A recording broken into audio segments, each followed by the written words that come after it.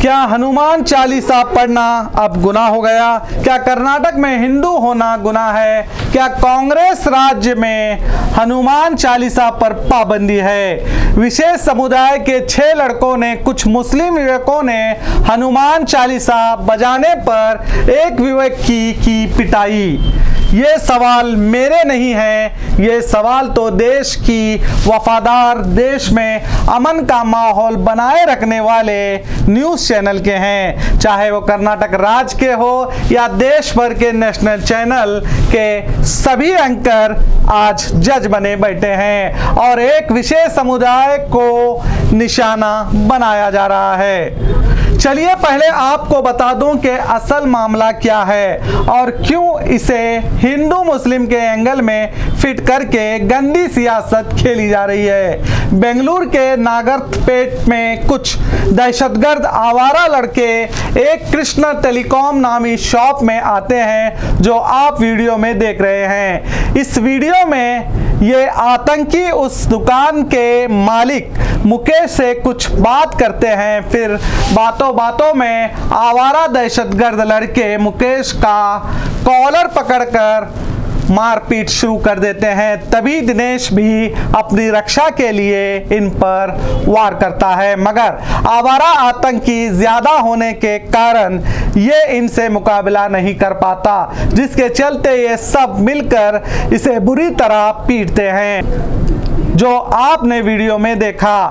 इसके बाद मामला पुलिस थाने पहुंचता है, जहां पर मुकेश ने लिखित कन्नड़ा जबान में इस हादसे की वजह पुलिस को बताकर 6 हमलावरों पर अपनी शिकायत दर्ज करने को कहता है। मुकेश के कंप्लेंट लेटर के अनुसार पुलिस शिकायत दर्ज करती है। अब यहां तक तो सब ठीक चल रहा था, जब मुकेश का सीसीटीवी फुटेज सोशल मीडिया पर वायरल हुआ तो केस की कहानी ही कुछ और हो गई, क्योंकि अब इसमें हिंदूवादी कट्टर संगठन और बीजेपी नेता और दलाल मीडिया ने एंट्री मारी। तो कहा जाने लगा कि कुछ मुस्लिम लड़कों ने अजान के वक्त मुकेश अपनी दुकान में हनुमान चालीसा का लाउड साउंड पर बजा रहा था, तो एक विशेष समुदाय के 6 नौजवान इसे साउंड कम करने को कहते हैं और इसी पर यानी हनुमान चालीसा बजाने पर मुकेश की मुस्लिम युवकों ने जमकर की पिटाई। इस न्यूज़ को बड़ा मुद्दा बनाने सब मीडिया के कैमरे मुकेश के दुकान के बाहर आकर मुकेश को फोकस करना शुरू करते हैं। यहाँ तक कि एमपी तेजस्वी सूर्या भी इस मामले का फायदा उठाने पहुंच जाते हैं और ऐलान तक करते हैं अब कल पूरे नगरपेट में हनुमान चालीसा बजाया जाएगा और मुकेश की दुकान से ही शुरू होगा, जो आज इन्होंने करके भी बताया। हजारों की तादाद में बीजेपी कार्यकर्ता और हिंदू कट्टरवादी कार्यकर्ता पहुंचे और पूरी तरह अब सियासत का रंग इस हादसे पर चढ़ गया है। मगर सोचने वाली बात यह है कि इस बीच सब दुकानें बंद रहे, कहीं कोई बड़ा हादसा ना हो जाए इस डर से, मगर किसी मीडिया ने इसे कवर करना मुनासिब नहीं समझा। करोड़ों का कारोबार बंद रहा, व्यापारियों को नुकसान का सामना करना पड़ा। इसका जिम्मेदार कौन? ये व्यापारियों के हक में सवाल उठाने के बजाय न्यूज़ चैनल्स के एंकर इस हादसे को हिंदू मुस्लिम का रंग देने में लगे दिखाई दिए। देखिए, हनुमान चालीसा अपनी दुकान में पढ़ना गुनाह हो गया क्या? सेक्युलर धर्मनिरपेक्ष देश में हिंदुओं को हनुमान चालीसा पढ़ने का अधिकार नहीं। यहाँ मुकेश नाम के मोबाइल शॉप ओनर को महज इसलिए पीट दिया गया क्योंकि वो अजान के दौरान हनुमान चालीसा बजा रहा था। क्या कर्नाटक में हिंदू होना गुनाह है? क्या कांग्रेस राज्य में हनुमान चालीसा प्रतिबंधित है? एक हिंदू मुकेश जो बेंगलुरु के नागरपेट में हनुमान चालीसा अपनी दुकान में पढ़ रहा था, उस पर हमला सिर्फ इस बात पर हो गया दोस्तों कि उसने हनुमान चालीसा अपनी दुकान में सुनी, भजन सुने।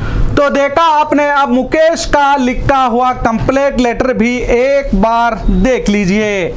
इसमें मुकेश ने कहीं भी नहीं लिखा कि वो हनुमान चालीसा बजा रहा था और ना ही ये लिखा कि अजान हो रही थी या अजान का टाइम हुआ था, इसीलिए लोग मुझे हनुमान चालीसा बंद करने के लिए कहा। बल्कि इसने लिखा है 6 लड़के उसके दुकान पर 6:25 को आते हैं और क्यों साउंड को जोर से चला रहे हो, हमें इससे परेशानी होती है, कहकर जानलेवा हमला किया है। ये खुद मुकेश का पुलिस को दिया गया कंप्लेंटनामा है। अब इसमें कहीं भी मेंशन नहीं है कि हनुमान चालीसा जोर से बजाने के कारण हमला किया गया, मगर जब वीडियो वायरल हुआ और हिंदू कट्टरवादी संगठन और नेता पहुंचे तो मीडिया के कैमरे भी आ गए और उस वक्त मुकेश ने कहा कि शाम के 6:15 बजे के बीच मैं यहां पर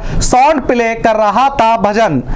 3 से 4 लोग आए और मुझे धमकाने लगे, अजान का टाइम है, अगर स्पीकर बजाएगा तो मार दूंगा। इसने पहले अपने बयान में कहीं भी हनुमान चालीसा का जिक्र नहीं किया था और ना ही मुकेश ने हनुमान चालीसे का जिक्र कंप्लेंट में किया था।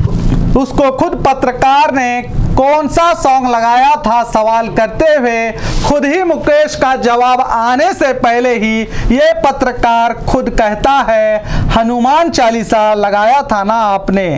तब जाकर मुकेश की जबान से हाँ हनुमान चालीसा लगाया था आता है, सुनिए।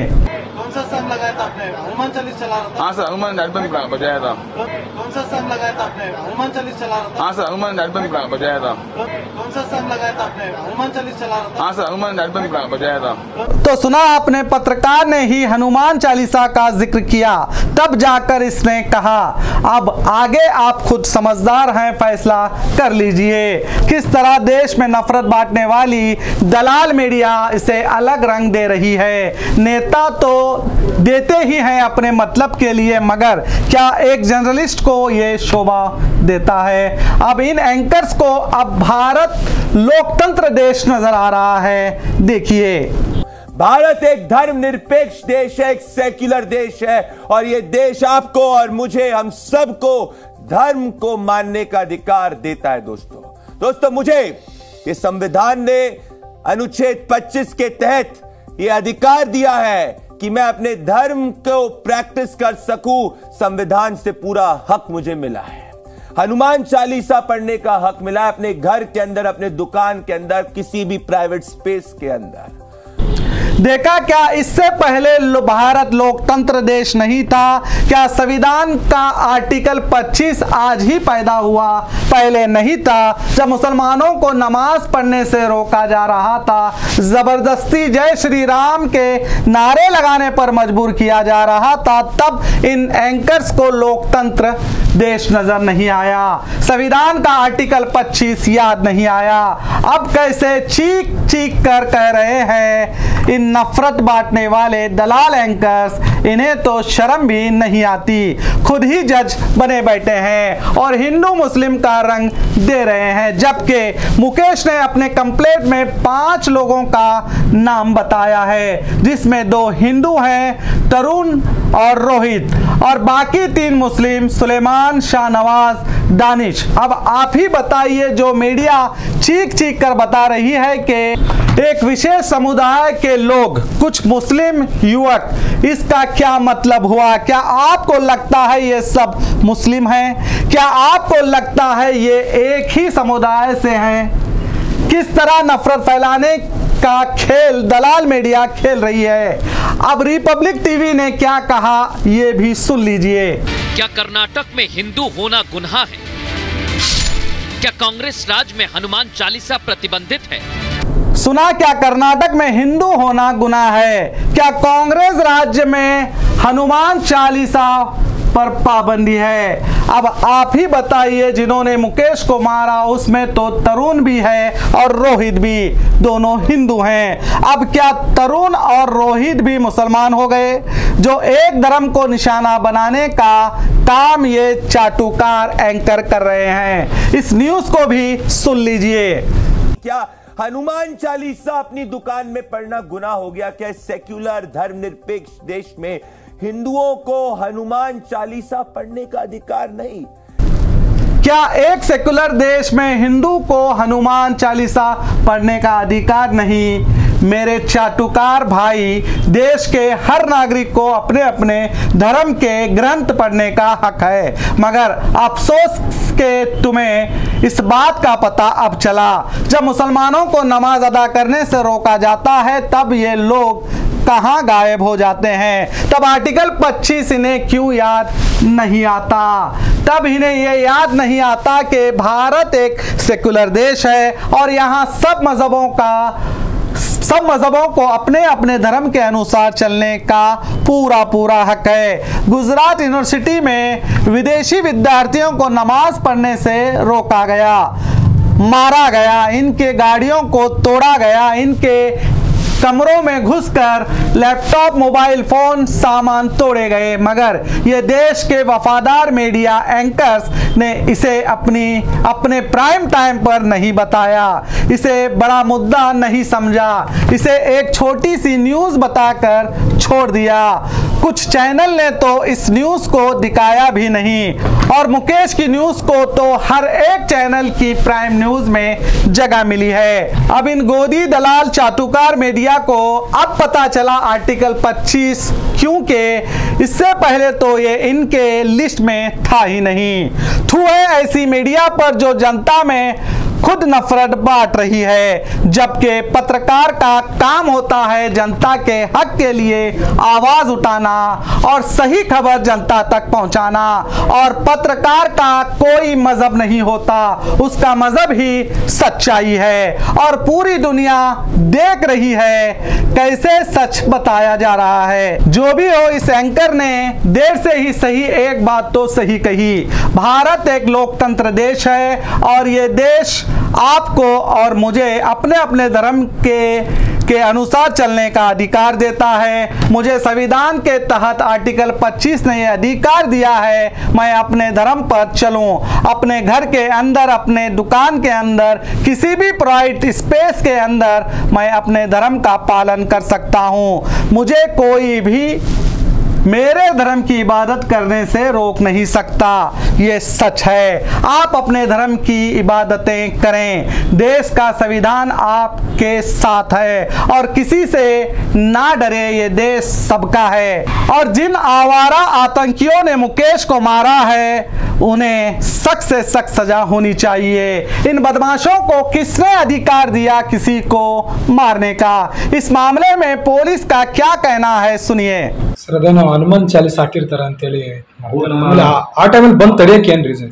ಅವರೇ ಒಂದು ಲಿಖಿತ ಹೇಳಿಕೆಯಲ್ಲಿ ಫಿರ್ಯಾದಿದಾರರ ಜೊತೆ ಬಂದಿರತಕ್ಕಂಥ ಇವರು ಅವರ ಲಿಖಿತ ಹೇಳಿಕೆಯಲ್ಲೇ ಕೊಟ್ಟಿದ್ದಾರೆ. ಅವ್ರು ಕೊಟ್ಟಿರ್ತಕ್ಕಂಥದ್ದು ಈ ಥರ ಹಿಂಗೆ ಸಾಯಂಕಾಲ ಸೌಂಡ್ ಜಾಸ್ತಿ ಆಗಿದ್ದಕ್ಕೋಸ್ಕರ ಬಂದು ನಮಗೆ ತೊಂದರೆ ಆಗ್ತದೆ ಅಂತ ಒಟ್ಟು ಹೇಳಿ ಅವ್ರು ಹೇಳಿದಕ್ಕೋಸ್ಕರ ಗಲಾಟೆಗೆ ಅಂತ ಕೊಟ್ಟಿದ್ದಾರೆ.